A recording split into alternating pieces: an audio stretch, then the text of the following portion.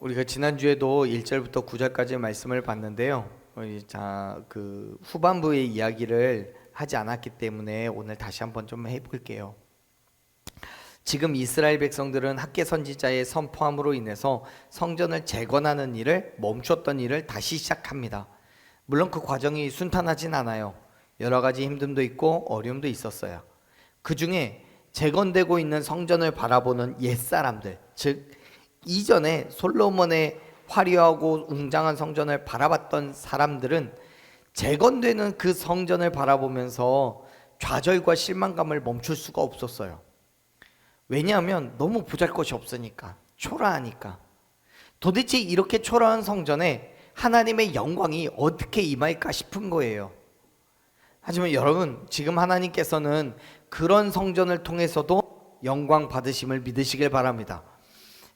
지난주에도 말씀드렸지만 학개서 1장 8절 말씀을 보면 하나님께서는 이미 이스라엘 백성들에게 성전 재건을 명령하시면서 그것을 통해 영광을 얻을 거라고 말씀하셨어요. 그렇기 때문에 이스라엘 백성들은 믿음으로 성전을 재건하면 되는 거예요. 그런데 여전히 눈에 보이는 건 다 무너져서 흙먼지로 뒤덮여진 엉망이 된 재건하다만 그런 성전이 보이니까 너무 속상하는 거죠. 그런 이스라엘 백성들을 향해서 하나님께서 말씀하셨어요. 스스로 굳세게 하라고요. 다시 한번 복습하는 생각으로 말씀드리자면 여기에서 이 스스로 굳세게 하라는 말의 의미는 하나님의 말씀을 잘 듣고 그 말씀에 힘을 얻어서 흔들리지 않는 믿음을 가지라고 명령하는 거예요. 하나님께서 이스라엘 백성들에게 이렇게 흔들리지 않는 믿음을 가지라고 말씀하시는 이유는 하나님께서 그들 가운데 함께 계실 것이기 때문이에요.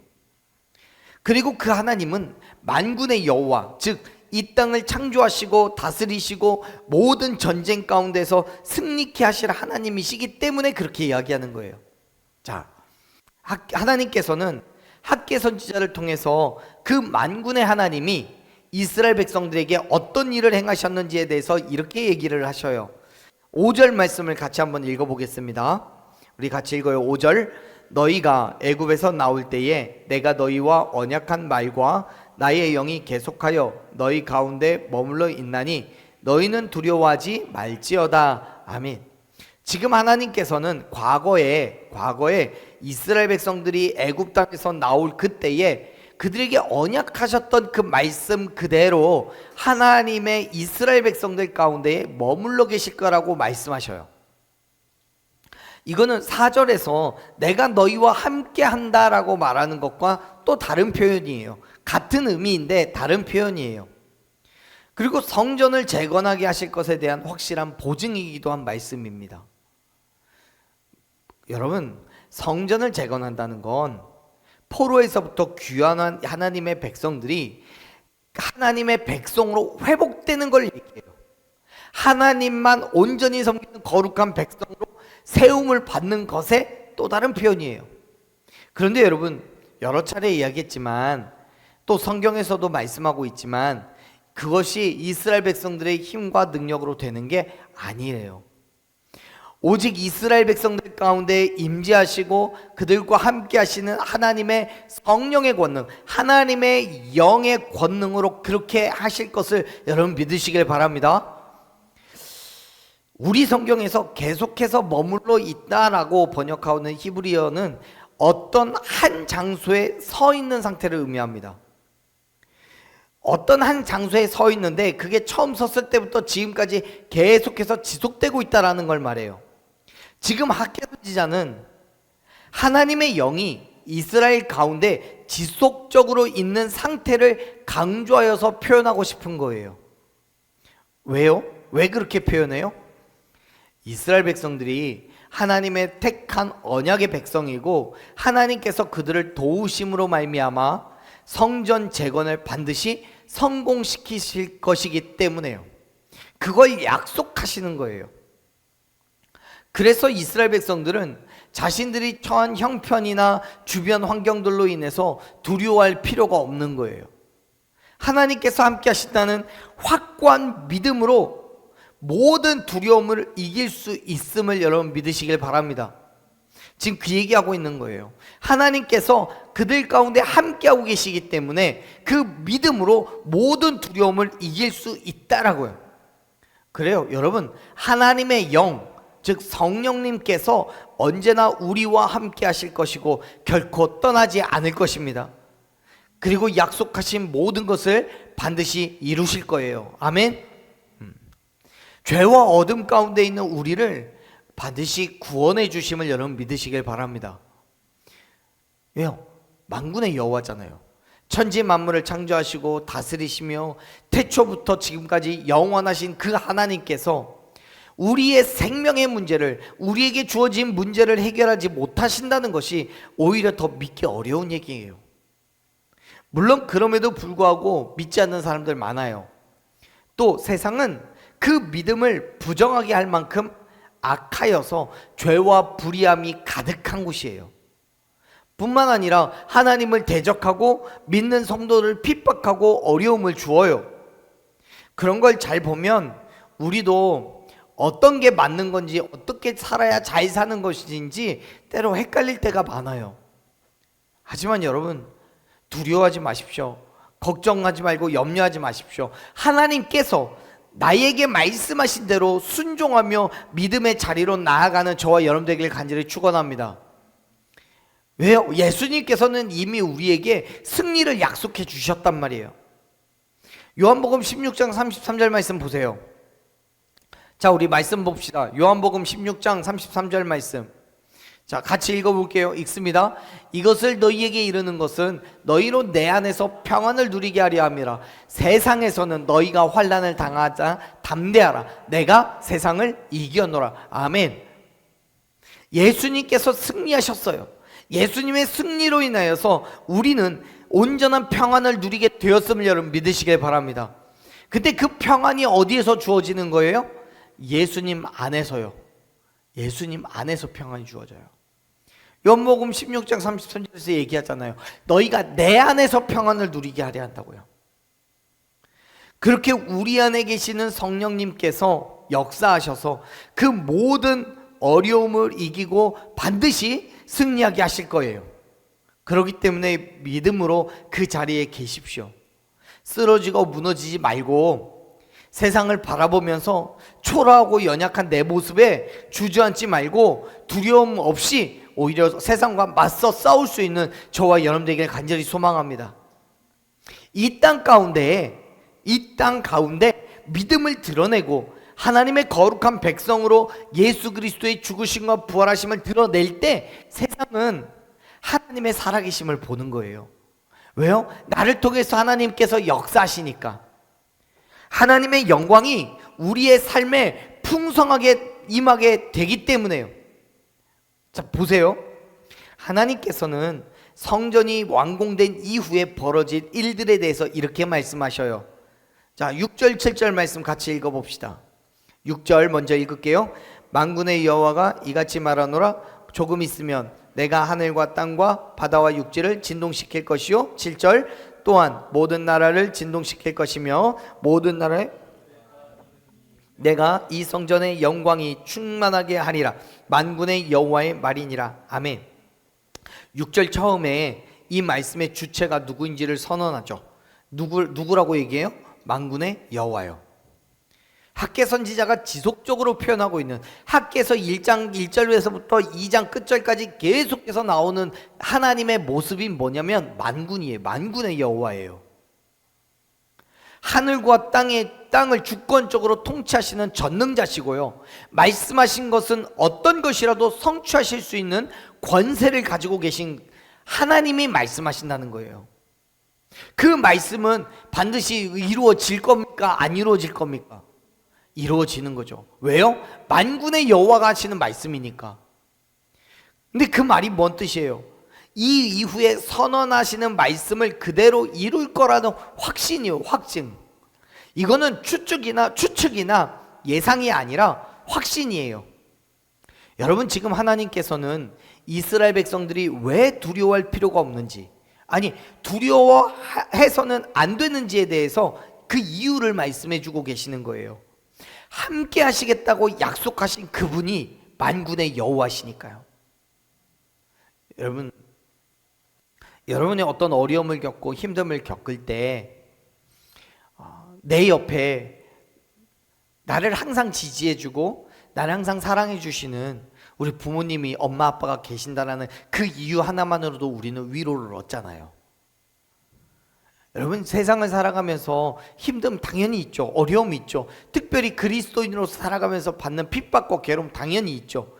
그때마다 나를 항상 지지해 주시고 나를 항상 사랑해 주시고 지키시고 보호하시는 하나님이 나와 함께하고 계신다는 그 사실이 얼마나 큰 위로가 됩니까? 여러분, 그 하나님은 그냥 단순히 그냥 내 옆에 계시는 것뿐만 아니라 나의 모든 필요를 채우시고 나를 위해서는 어떤 것도 하실 수 있는 그 하나님이신 거예요. 나와 함께 하시겠다고 약속하시고 나의 모든 것을 채워주시고 나를 힘들게 하고 나를 핍박하는 모든 것들과 싸워서 반드시 이기시는 만군의 여호와, 그분이 나와 함께 하고 계신다는 거예요. 그 사실이 우리에게 얼마나 큰 위로가 되냐고요. 그 하나님은 하늘과 땅과 바다와 육지 그리고 모든 나라를 진동시키신다라고 말씀합니다.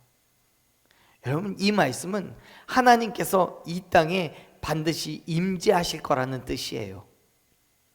왜냐하면 이 진동한다라는 말이 무슨 말이냐면 하나님께서 임재하실 때 동반되는 현상 중에 하나예요. 땅이 흔들리는 거예요. 이건 뭐 지진을 이야기하는 게 아닙니다. 물론 이거를 아주 깊이 이야기하면 지진을 말하는 거예요. 하지만 지금 여기에서는 지진이 아니라 하나님께서 임재하실 때 땅이 하나님을 경외하며 하나님께 영광을 돌리게 한 그 몸부림으로 땅이 흔들리는 것을 의미합니다. 출애굽기 19장 18절 말씀을 보면요, 하나님께서 불 가운데 강림하실 때 온 산이 크게 진동했다라고 말해요. 하나님께서 임하셨을 때 하나님을 경외하며 하나님 앞에 두려워 떨는 거예요. 뿐만 아니라 이 진동은 성령이 성령이 충만할 때도 진동이 일어납니다.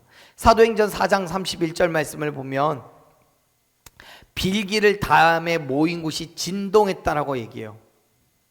무리가 다 성령에 충만했을 때를 얘기하는 거예요. 사도행전 4장 31절요.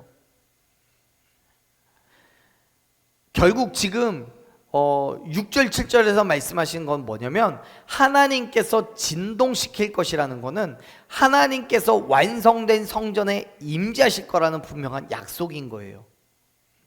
그런데 그 진동이 어디에 있어요? 6절 말씀을 보면 하늘과 땅과 바다와 육지예요. 또 7절에서는 그 진동이 모든 나라에 임할 거래요.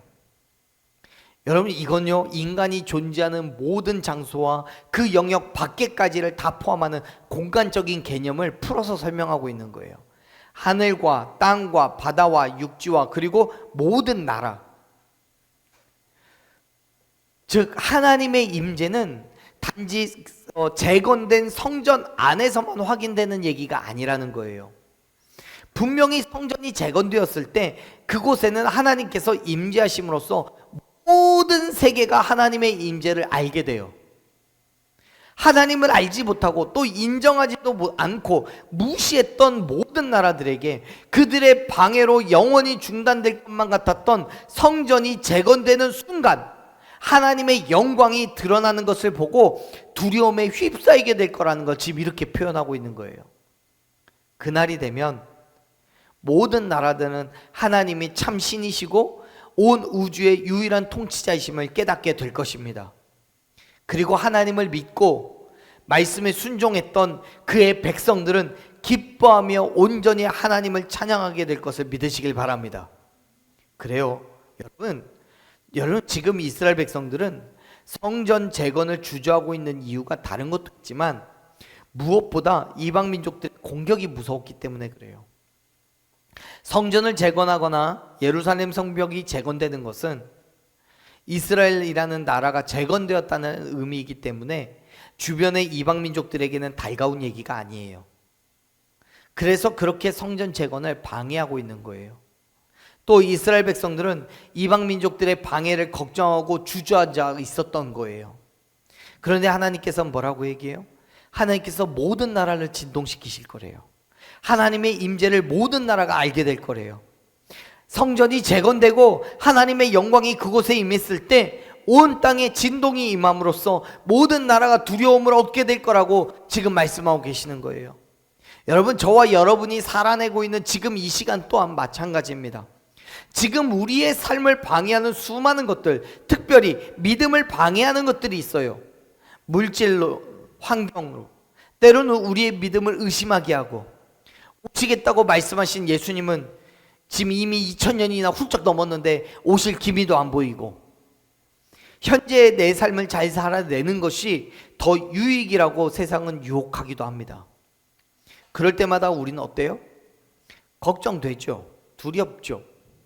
예수님 진짜 오시는 건지 안 오시는 건지도 모르겠고, 내가 이렇게 살아가고 있는 게 맞나 틀린가 싶기도 하고요. 성경은 글밖에 없는데 세상은 우리에게 직접 말하는 것 같으니까, 우리의 눈에 보이는 것은 세상이니까 세상의 말을 따르지 않으면 어떻게 될 것처럼 두려운 것이 사실이에요. 하지만 사랑하는 여러분, 하나님께서는 글자로 존재하시는 분이 아닙니다. 아멘. 하나님은 글자로 존재하시는 분이 아니에요. 이미 우리 안에서 함께하고 계시고 우리에게 역사하고 계심을 여러분 믿으시길 바랍니다. 어차피 우리가 알 수 있는 것은 아무것도 없어요. 하나님께서 우리에게 모든 것을 주실 수 있고 또한 주시지 않을 수도 있음을 여러분 믿으시길 바랍니다. 보세요. 7절에서 재건되는 성전의 영광이 충만하게 된다라고 말씀하잖아요. 그걸 누가 하는 거예요? 누가 하는 거예요? 하나님께서 하시는 일이에요. 무슨 말입니까? 지금 이스라엘 백성들이 재건되는 성전의 초라함을 보고 이전의 솔로몬의 성전과 비교하여서 속상하고 부끄럽게 생각해서 울고 부르짖고 그러지만, 하나님의 영광의 충만함은 사람의 힘과 노력으로 할 수 있는 게 아니라는 거예요. 사람이 아무리 화려한 것으로 성전을 채워놓다 할지라도, 사람이 아무리 열심히 노력을 해서 성전을 재건한다고 할지라도 그 성전의 영광을 채우시기도 하고 또 없애시기도 하는 것은 오직 하나님께서 하시는 일임을 기억하시길 바랍니다. 사람이 아무리 최고급 재료와 값비싼 금은 보화로 장식했다가 할지라도 그곳에 하나님의 영광이 임하지 않으면 그 성전은 가치가 없어요. 하지만 여러분, 초가 지붕에 다 낡아 빠져서 쩍쩍 갈라진 흙벽 집이라고 할지라도 그곳에 하나님의 영광이 가득 차 있다면 그 성전에 하나님의 역사심이 나타날 줄로 믿으시길 바랍니다. 그 성전에서 기도하는 모든 기도의 제목들이 응답되고, 그 성전에서 병든 자가 치료받고, 그 성전에서 간구하는 모든 것들이 하나님의 역사심을 경험하게 될 줄로 여러분 믿으시길 바랍니다. 그 영광을 누가 채운다고요? 하나님이 채우시는 거예요. 외형이 중요한 게 아니에요. 그 자리가 하나님의 임재가 있는 자리냐 그렇지 않은 거냐가 중요한 거죠. 그렇기 때문에 여러분 두려워하지 마세요. 염려도 하지 마세요. 하나님의 크고 놀라운 일을 기대함으로 세상의 유혹과 시험을 이기고 승리하십시오. 가끔 교회에 방문하여서 예배를 드리시는 분들이 계셔요. 가끔 한 번씩 가뭄에 콩나듯이 그렇게 한 번씩 계셔요.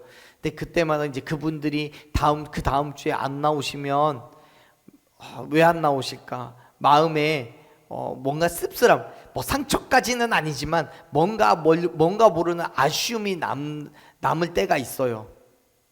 여러분, 아무것도 우리가 할 수 있는 게 없어요. 하나님께 맡겨놔야죠. 하나님께서 행하시면요, 한순간에 교회가 부흥하기도 하고요, 또 하나님께서 행하시면요 한순간에 교회가 무너져요. 하나님께서 하시는 거예요. 근데 그 삶이 나도 똑같아요. 우리의 삶에서도요 한순간에 하나님께서 우리의 삶을 영적으로 회복시키실 수도 있고요, 한순간에 우리의 삶을 무너뜨리셔서 하나님 앞에 굴복시키실 수도 있어요. 여러분, 내가 내 능력으로 뭔가 해보겠다고 발버둥 치지 마세요. 하나님의 크고 놀라운 일을 기대하시길 바랍니다. 세상의 시험과 유혹을 이기고 승리하시기를 바랍니다. 어떻게 해요? 하나님 안에서요. 예수 그리스도 안에서요. 세상의 것들과 현재의 나의 모습을 비교하여서 쓰러지고 넘어지지 마십시오. 하나님께서 8절에서 뭐라고 하고 계십니까?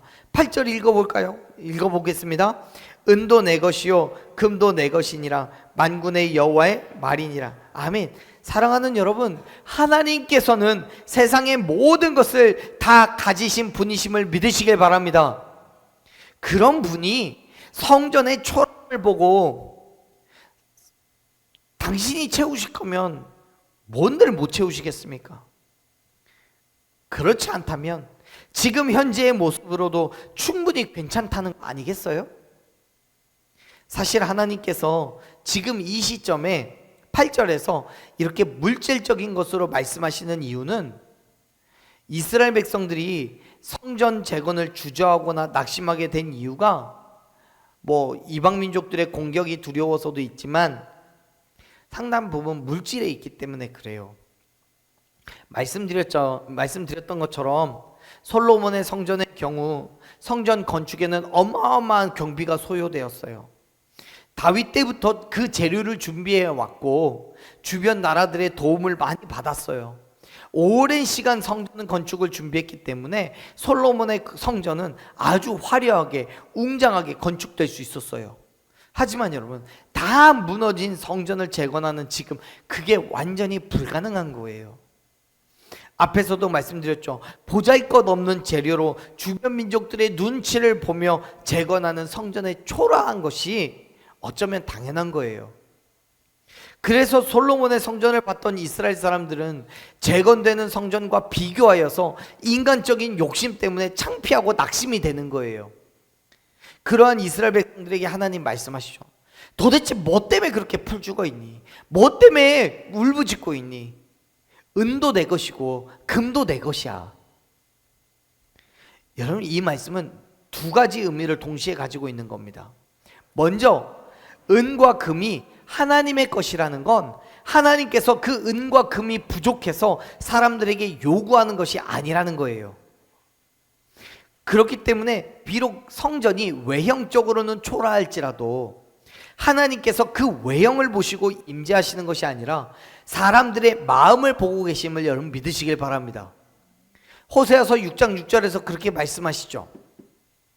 하나님께서는 인애를 원하고 제사를 원하지 않으신다고요. 번제보다도 하나님을 아는 것을 원하신다고요. 하나님께서 물질이 중요한 게 아니라는 거예요. 하나님께로 나아가고 있는 그 마음을 더 중요하게 보신다는 거예요. 그런데 성전이 초라하면 어떻고 작으면 또 어떻습니까? 하나님께 얼마나 온전한 믿음으로 나아가느냐, 그게 더 중요한 거죠. 아멘?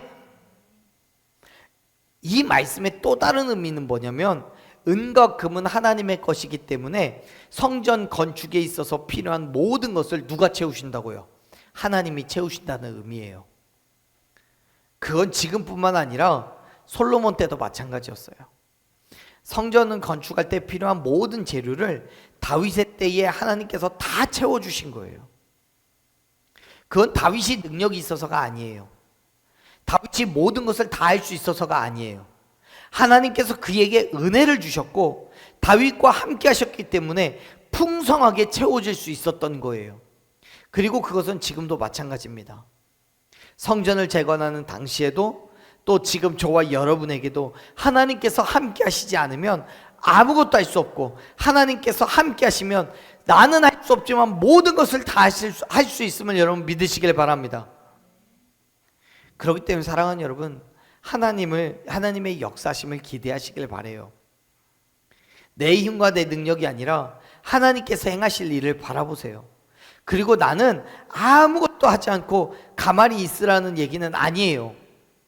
지금 이스라엘 백성들도 그렇잖아요. 하나님께서 행하시니까, 하나님께서 그들 가운데 행하시니까 성전 재건 다 필요 없어, 안 해도 돼, 하나님 이미 나와 함께하고 계시는데 그게 뭐 필요해, 이 얘기하고 있는 거 아니잖아요. 그들이 오히려 그들이 해야 할 일, 즉 성전을 재건하는 그 일을 더욱더 최선을 다하라는 거예요. 하나님께서 맡겨주신 일에 주변의 환경과 내 처지를 따지면서 불평하고 불만하고 아무것도 할 수 없다고 주저앉는 것이 아니라 하나님의 말씀에 순종하며 믿음으로 나아갈 때 그 일을 위해 필요한 모든 것들을 하나님께서 채워주실 것을 믿으시길 바랍니다. 그래요. 하나님께서 필요한 모든 것을 다 채워주셔요. 하나님께서 그렇게 채워주시는데 어떻게 지금의 영광과 이전의 영광을 비교할 수 있겠습니까? 9절 보면 이렇게 얘기합니다. 9절 같이 읽어볼게요. 이 성전의 나중 영광이 이전 영광보다 크리라. 만군의 여호와의 말이니라. 내가 이곳에 평강을 주리라. 만군의 여호와의 말이니라. 아멘. 성전 재건에 나선 당시 이스라엘 백성들의 눈에는 너무나 보잘것없어 보이는 이 성전에 대해 하나님께서는 사람들과 너무 다른 평가를 하셔요. 사람들의 눈에는 너무 보잘것없고 너무 초라했지만 하나님께서는 그렇게 평가하지 않으시죠. 나중의 영광이, 이 성전의 나중의 영광이 이전의 영광보다 클 거라고 말씀하셔요.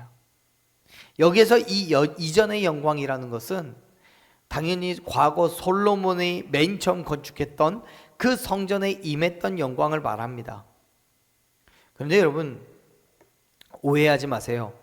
예컨대 솔로몬의 성전에 임한 영광이 한 100 정도의 영광이라면 지금 재건되고 있는 성전은 100이 아니라 200, 300, 500 정도의 영광이 임할 거라고 이야기하시는 게 아니에요. 만일 그렇게 수치적으로 물량적으로 계산될 수 있는 영광이라고 한다면, 그래서 솔로몬의 성전이 현저하게 지금 재건되는 성전보다 작다고 한다면 솔로몬의 성전에 임한 하나님의 영광이 충만하다고 말할 수가 없어요. 그런데 열왕기상 8장 11절 말씀을 보면 하나님께서 뭐라고 얘기하시냐면, 열왕기상 8장 11절 말씀 보면 제사장이 하나님의 영광으로 가득 차서 제사를 드릴 수가 없다라고 말을 해요. 하나님의 영광으로 가득 차서 제사를 드릴 수가 없을 만큼이라고 얘기해요.